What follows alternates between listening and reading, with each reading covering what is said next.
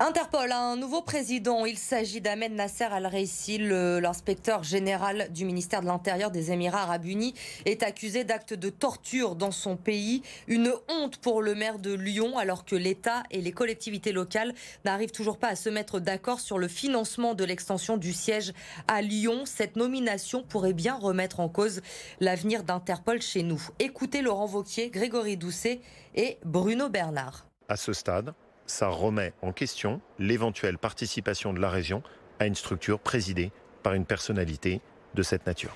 Très sincèrement, aujourd'hui, la région est moins que partante pour financer une structure qui va être présidée par quelqu'un de cette nature. Que les choses soient claires, je n'aime pas financer des structures où il y a de l'ambiguïté. Une personnalité qui est soupçonnée de torture, c'est pas exactement ce que j'aime dans ma région. Je trouve que c'est une honte. Voilà. Clairement, ça entache l'image de l'agence, d'Interpol.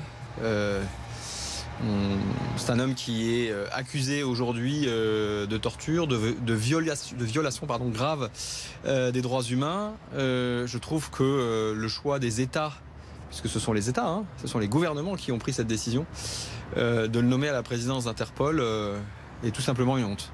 C'est une erreur impardonnable des États d'avoir nommé un général accusé de torture, poursuivi actuellement à la tête d'Interpol, qui est pourtant une très belle institution installée à Lyon. Donc je regrette profondément cette décision.